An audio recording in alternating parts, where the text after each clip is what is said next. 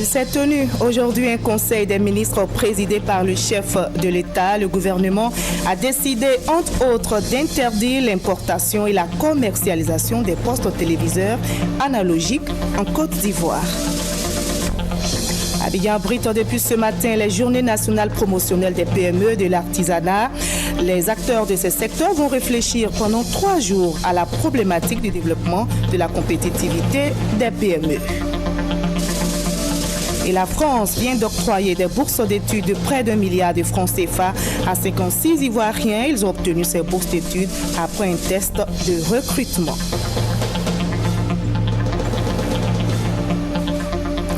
Dakar est devenu le point de convergence des altermondialistes pour 4 jours. La capitale sénégalaise accueille la 7e édition du Forum social africain. Bonsoir à tous, merci de choisir le journal de RTI 1 pour vous informer. Dans ce journal, nous aurons le dossier du jeudi. Notre sujet aujourd'hui, le BTS 2014. Nous parlerons de ces nouvelles réformes mises en place pour renforcer la crédibilité du diplôme.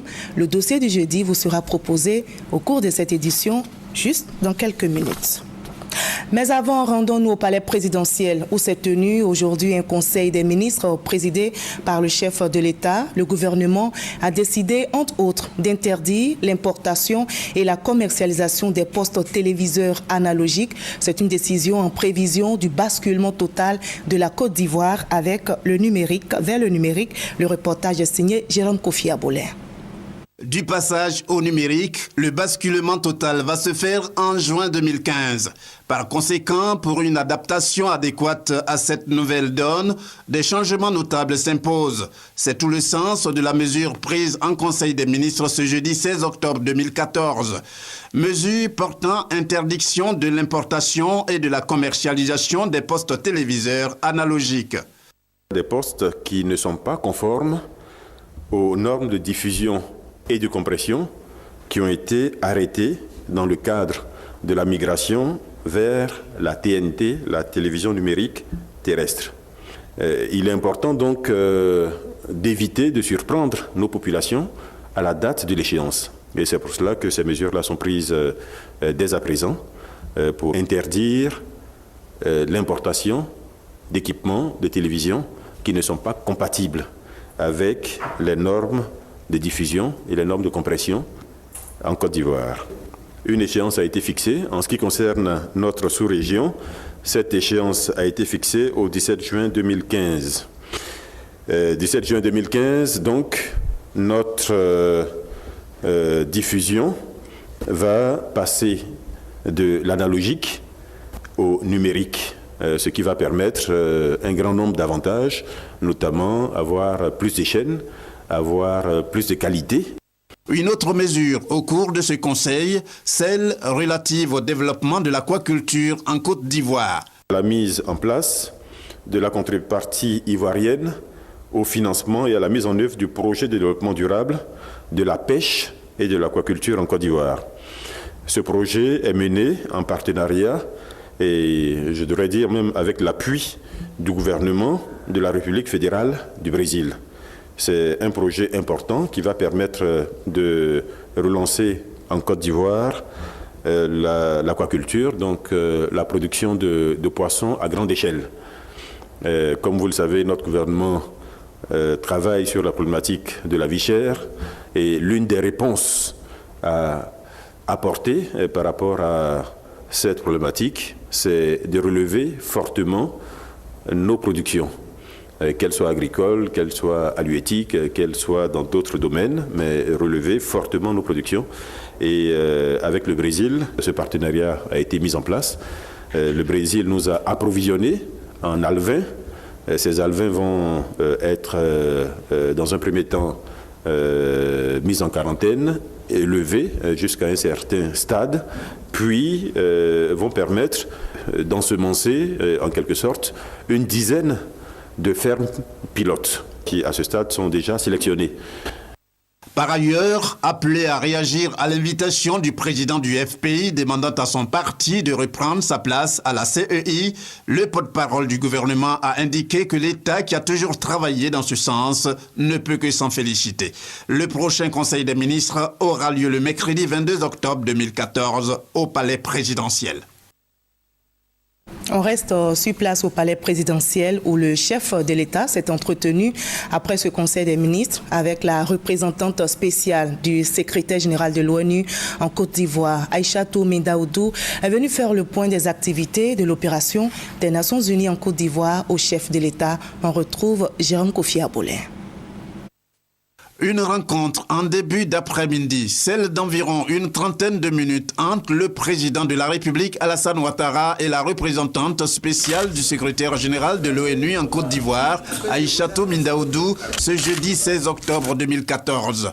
Pour la représentante onusienne, c'est encore une occasion, comme lors des précédentes entrevues, de rendre compte au chef de l'État des activités de l'ONU en Côte d'Ivoire. Entre autres sujets évoqués, le processus électoral.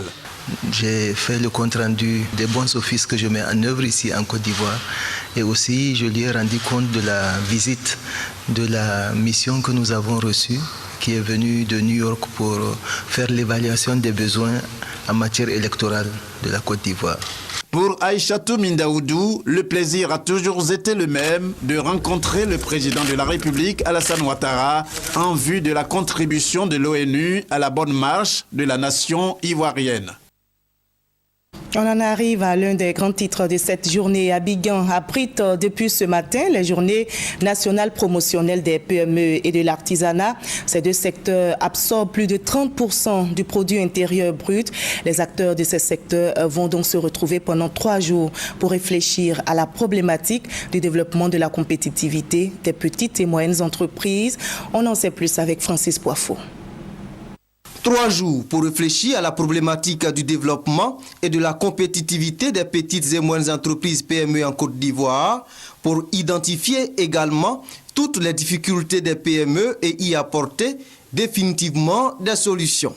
À côté des ateliers sur le financement et l'accès au marché des PME et des produits de l'artisanat, la compétitivité des PME et les stratégies de relance du secteur de l'artisanat, des rencontres d'affaires et des expositions. Nous attendons beaucoup de clients. Les gens ont peur de venir voir ce qu'il y a vraiment dans l'art. Ils ont peur de découvrir. D'autres même qui voient les marques, ils ont peur. Pourtant, l'art, ce n'est pas seulement que les marques, les fétiches et tout. L'art aussi a beaucoup d'importance dans la vie sociale. L'artisanat génère 12% du PIB et occupe environ 25% de la population active, quand la contribution des PME au produit intérieur brut se situe entre 18 et 20%.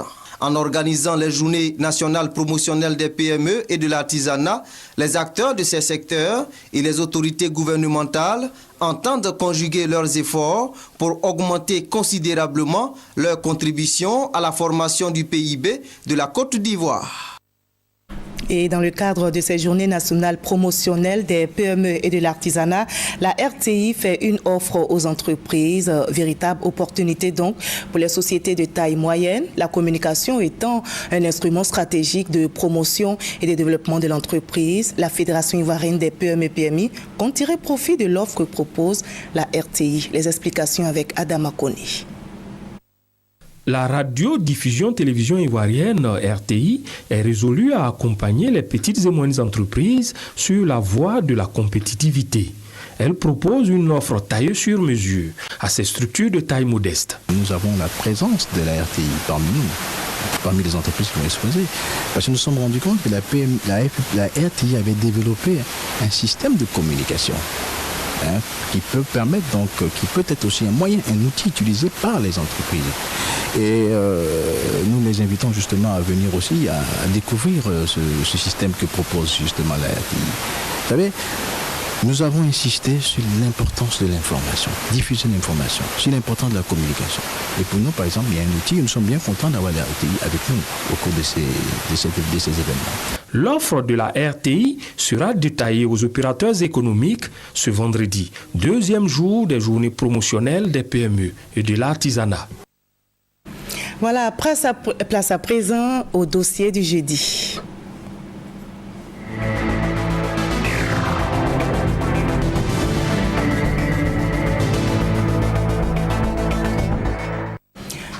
Notre sujet aujourd'hui, le BTS 2014. Nous parlons des nouvelles réformes mises en place par le ministère de l'Enseignement supérieur et de la Recherche scientifique pour renforcer la crédibilité du diplôme.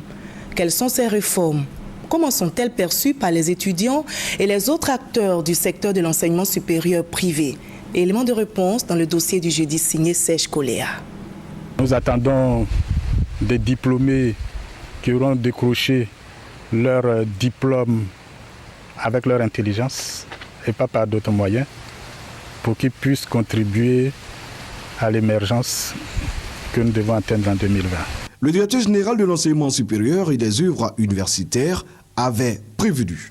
Les résultats proclamés quelques mois plus tard démontrent que les candidats n'ont pas su relever le défi. Sur 52 246 candidats, 12 454 sont déclarés admissibles, soit un peu plus de 23%, moins de la moitié du taux de 54,78% enregistré en 2013. Quelles sont les raisons de ce faible taux de réussite au BTS 2014?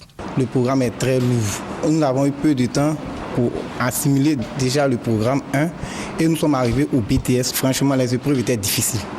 Cette année, ils ont taxé le taux forcément à 10, mais on devait être prévenu en classe d'abord. Il y a eu 282 points.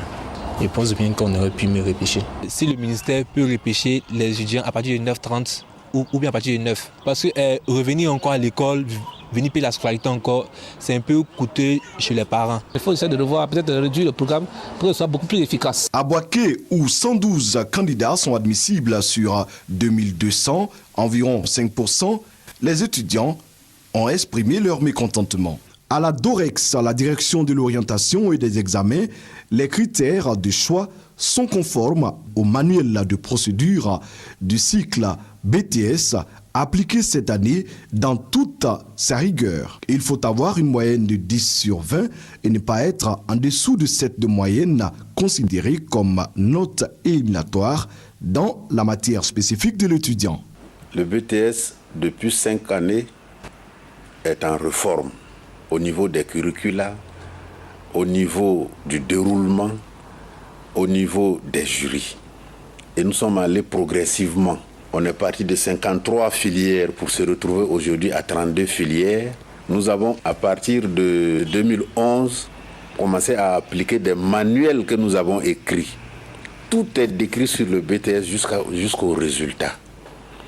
Et l'un de ces éléments importants, ça a été de revenir à la note éliminatoire. Et nous sommes arrivés à un point de non-retour dans ces réformes qui impliquent la rigueur dans l'organisation du BTS.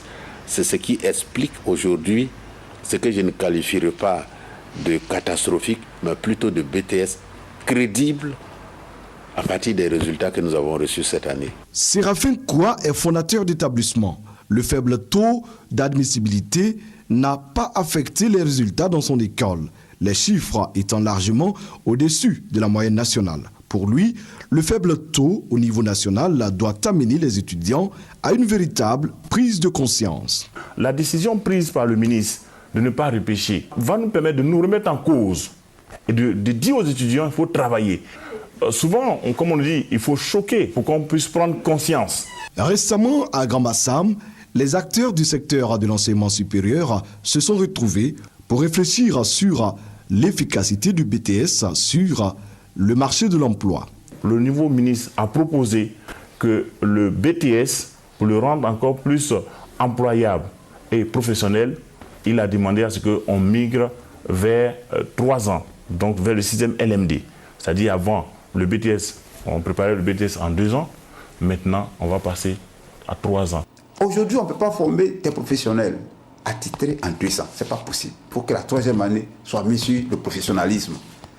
Je pense que nos enfants qui sortiront de ces écoles-là, avec ces diplômes, la licence professionnelle, comme on l'appelle, seront vraiment opérationnels sur le terrain. L'atelier a recommandé que ce soit comme au bac, où les notes d'évaluation interne soient prises en compte au niveau de la délibération. Ça veut dire quoi? Les enfants qui ne viendront pas à l'école ne peuvent plus être admis au BTS. Ça, c'est une note de crédibilité. BTS ou licence professionnelle en 3 ans, réduction des filières de formation à 26 ou encore perte de la prise en charge de l'État par l'étudiant après un redoublement, ce sont quelques-unes des mesures qui pourraient être mises en application bientôt. Les étudiants devront redoubler d'efforts pour être à la hauteur.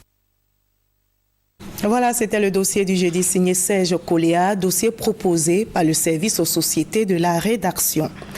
La France vient donc d'octroyer des bourses d'études de près d'1 milliard de francs CFA à 56 Ivoiriens. Ces derniers iront bientôt en France pour poursuivre leurs études supérieures.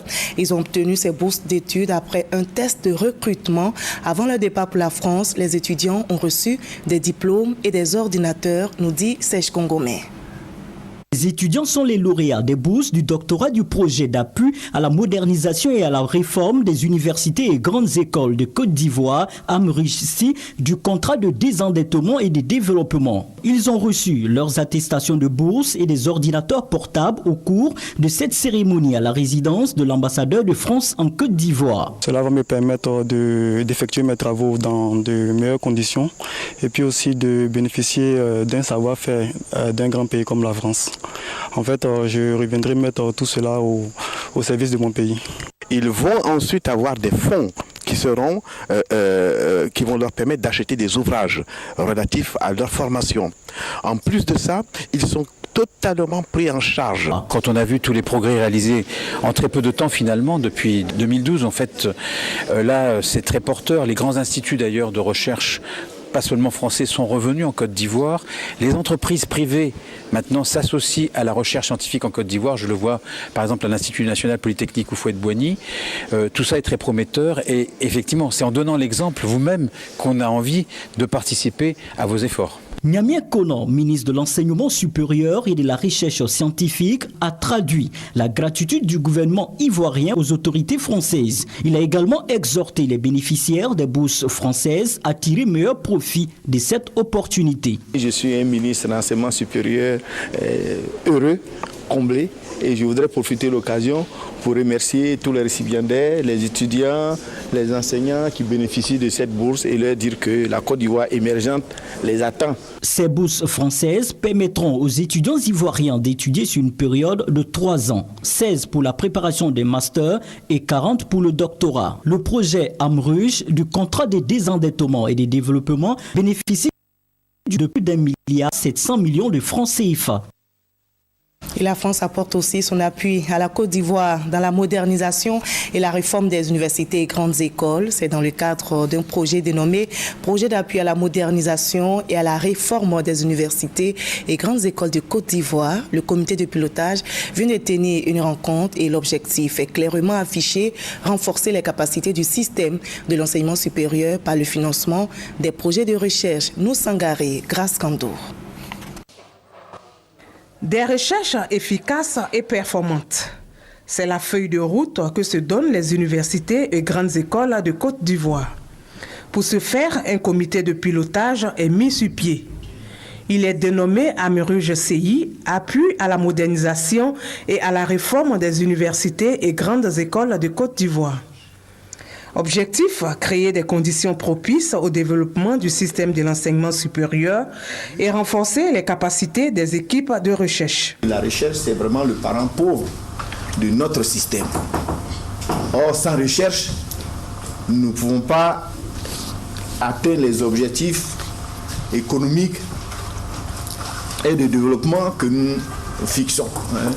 Sans recherche, sans une recherche efficace, performante, nous ne pouvons pas atteindre l'émergence. Il nous faut donc une recherche efficace. 10 projets de recherche ont été retenus, notamment dans le domaine de la santé et de la technologie, par le comité de pilotage. Ils seront financés à hauteur de 850 millions de francs CFA. Le comité scientifique s'est réuni, ont identifié selon des termes de référence et selon des critères bien établis le potentiel qui résidait dans ces projets afin de voir si leur pertinence et leur faisabilité est permettrait à la Côte d'Ivoire d'atteindre les objectifs tant souhaités. Il faut mutualiser les connaissances, les compétences et faire en sorte que les gens qui travaillent sur des sujets semblables dans différentes parties du monde se rencontrent et mettent en commun leurs forces de travail et leurs forces de recherche. Ces projets sont financés dans le cadre du projet CE2, contrat de désendettement développement. Les acteurs de la formation professionnelle réfléchissent sur l'adéquation formation-emploi. La rencontre initiée par le Centre ivoirien de recherche économique et sociale vise à réfléchir sur les initiatives en cours et trouver des solutions pour une meilleure adéquation, sinon adaptation de la formation au marché de l'emploi. Franck Diop, les explications. L'inadéquation formation-emploi, une question cruciale qui traverse le temps. Plusieurs résolutions et travaux sur la question depuis le début des années 70 et des pistes diverses. Le Centre ivoirien de recherche économique et sociale CIRES explore la labellisation des écoles de formation professionnelle. Il s'agit de la formation. Qu'est-ce que nous devons faire pour nous assurer que la formation est de qualité? La labellisation ou donner à la formation professionnelle une identité et les instruments pour mieux identifier les difficultés.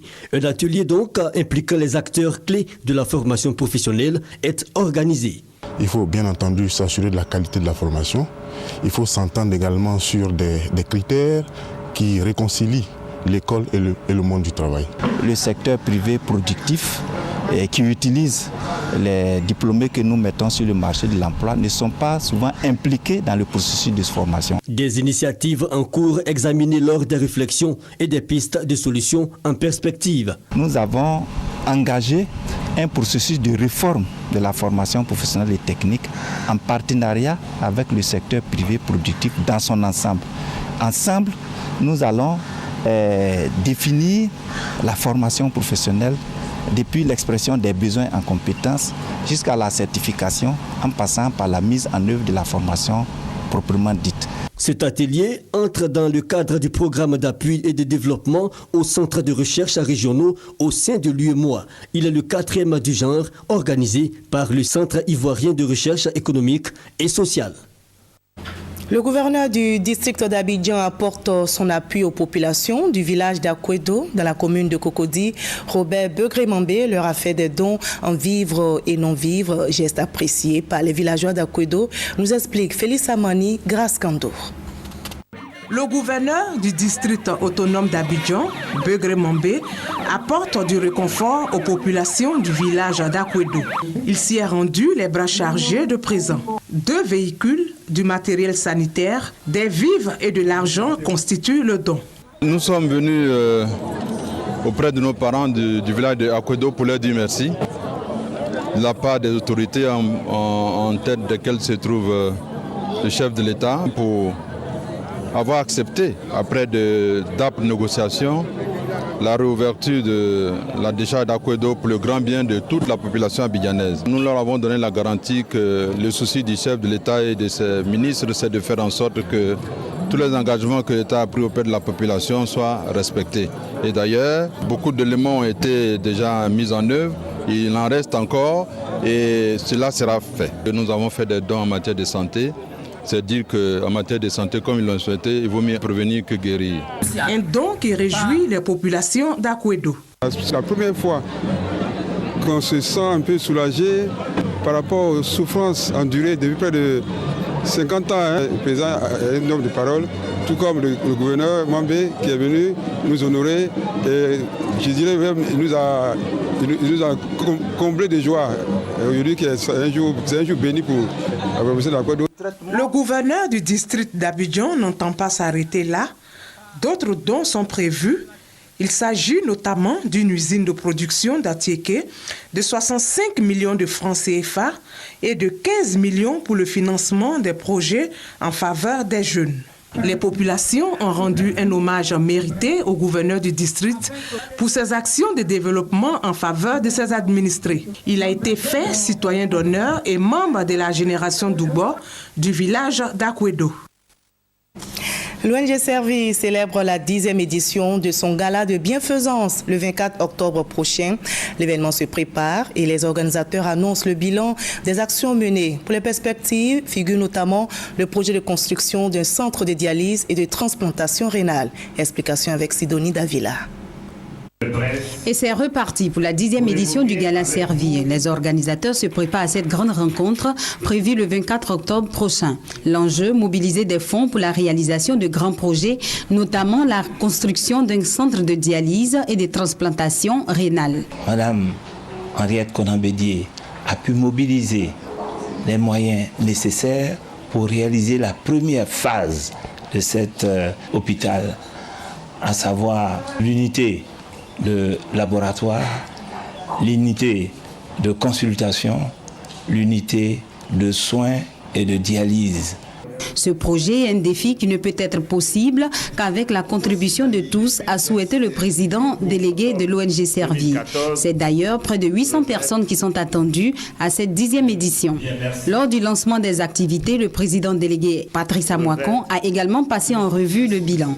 Madame Henriette Konan-Bédié a apporté son appui aux hôpitaux sous forme d'ambulances, d'ouvrages scolaires, universitaires. Elle a fait prendre un texte en 1998 à l'Assemblée nationale pour que les handicapés soient insérés dans la fonction publique. Parmi les sommités annoncées, les coupes présidentielles au Biangema de la Guinée équatoriale et Alassane Ouattara. 18 ans aux côtés des défavorisés et personnes souffrant de handicap moteur ou psychomoteur de la Côte d'Ivoire, la 10e édition du Gala Servi sera aussi l'occasion de souffler et de célébrer les 18 bougies de l'ONG Servi. Le ministre de la Poste et des TIC invite l'autorité de régulation des télécommunications à agir pour un marché harmonieux. Après le café et le cacao, le pays, c'est-à-dire la Côte d'Ivoire, veut faire des TIC un secteur qui porte durablement l'économie et de vastes chantiers sont en cours après la mise en place d'un cadre réglementaire plus adapté. Le compte rendu est signé Lassina Ouattara. Bâtir une économie numérique dans un environnement harmonieux, c'est l'ambition de l'autorité de régulation des télécommunications et des TIC de Côte d'Ivoire, ARTCI, d'où la construction d'un nouveau siège social inauguré par le ministre de la Poste et des TIC, Bruno Nabagné-Koné. Dans un secteur en pleine croissance, avec des réformes engagées depuis près de 3 ans, il faut désormais compter avec les télécommunications et les TIC, représentant près de 7% du produit intérieur brut. L'État entend ici développer davantage le secteur porté par les entreprises privées, avec pour but la création de richesses et un accès au TIC pour tous. Au-delà de ce rôle d'accélérateur de l'économie nationale, c'est faire en sorte que les TIC soient considérés désormais comme un besoin de base des populations. Devant le Conseil des régulations, la direction de l'entreprise et le personnel en charge de la réglementation de la poste, du commerce électronique et de la protection des données à caractère personnel, le ministre a insisté sur le sens de cette mission. La régulation que nous faisons, ce n'est pas une régulation théorique. Ce n'est pas une régulation, j'allais dire, pour faire plaisir au texte. Ça doit être une régulation pour contribuer au développement du secteur.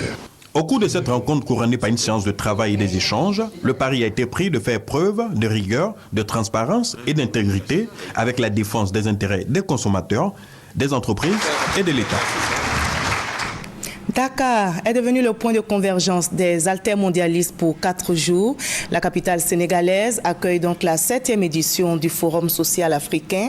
Au programme, des forums et des rencontres débats sur tous les problèmes qui gangrènent le continent africain. On l'a appris aujourd'hui, l'Angola, la Nouvelle-Zélande, le Venezuela, la Malaisie et l'Espagne ont été élus ce jeudi comme membres non permanents du Conseil de sécurité de l'ONU. Voilà, c'est ici que l'on s'arrête pour ce 20h. Merci de votre aimable attention. À 23h, retrouvez Michel Mambo pour le dernier journal. Moi, j'aurai du plaisir à vous retrouver demain à la même heure, c'est-à-dire 20h.